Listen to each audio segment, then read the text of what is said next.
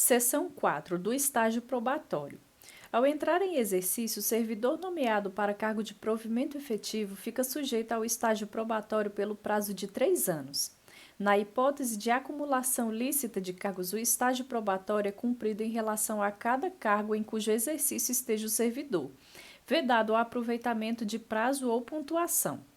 O servidor pode desistir do estágio probatório e ser reconduzido ao cargo de provimento efetivo anteriormente ocupado, no qual já possuía estabilidade, observado o disposto no artigo 37.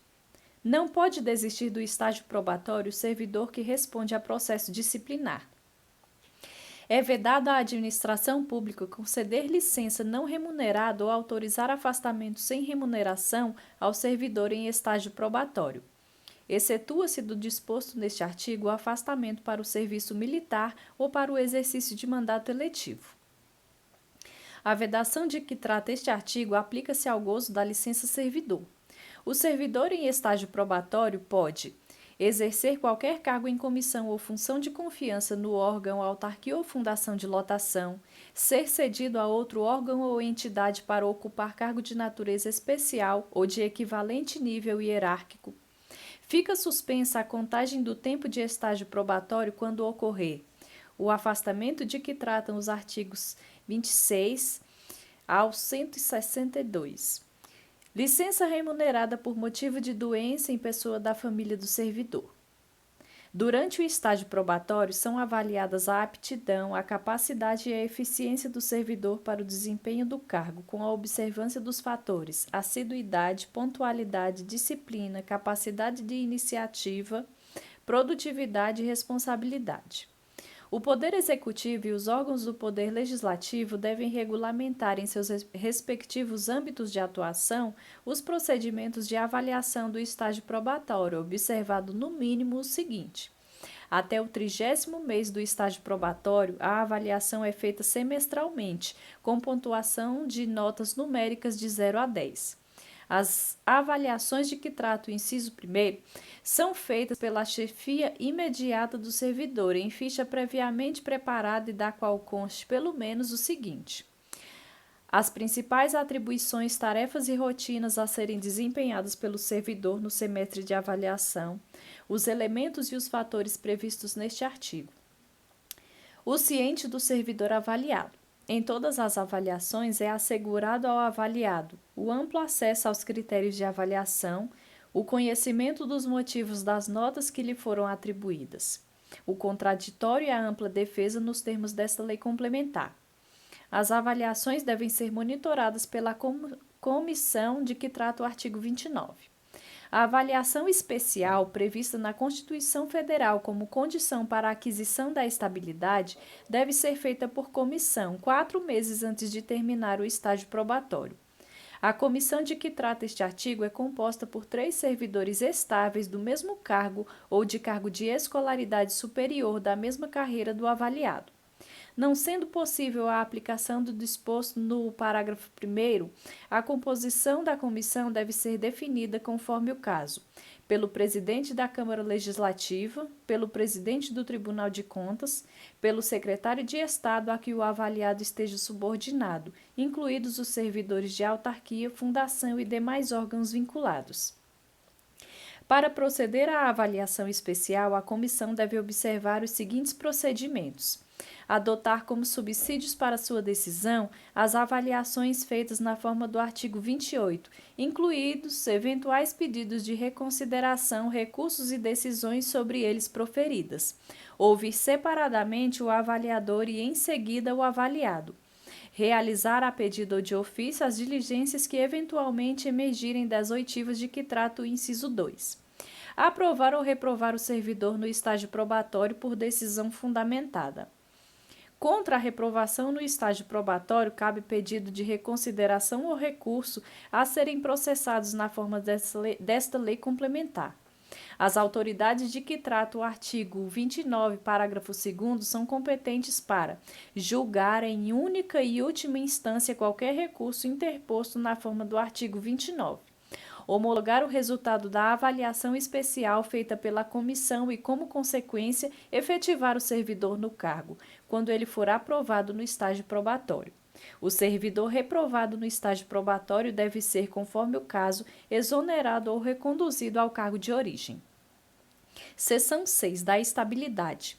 O servidor ocupante de cargo de provimento efetivo regularmente aprovado no estágio probatório adquire estabilidade no serviço público ao completar 3 anos de efetivo exercício. O servidor estável só perde o cargo nas hipóteses previstas na Constituição Federal. Seção 7. Da reversão. Reversão é o retorno à atividade de servidor aposentado, por invalidez, quando por junta médico-oficial ficar comprovada a sua reabilitação. Quando constatada administrativa ou judicialmente a insubsistência dos fundamentos de concessão de aposentadoria. Voluntariamente, desde que, cumulativamente, haja manifesto interesse da administração expresso em edital que fixe os critérios de reversão voluntária aos interessados que estejam em igual situação. Tenham decorrido menos de 5 anos da data da aposentadoria. Haja cargo vago. É de 15 dias úteis o prazo para o servidor retornar ao exercício do cargo, contados da data em que tomou ciência da reversão. Não pode reverter o aposentado que tenha completado 70 anos. A reversão deve ser feita no mesmo cargo ou no cargo resultante de sua transformação. Nas hipóteses do artigo 34, incisos 1 e 2, encontrando-se provido o cargo, o servidor deve exercer suas atribuições como excedente até a ocorrência de vaga. Seção 8. Da reintegração.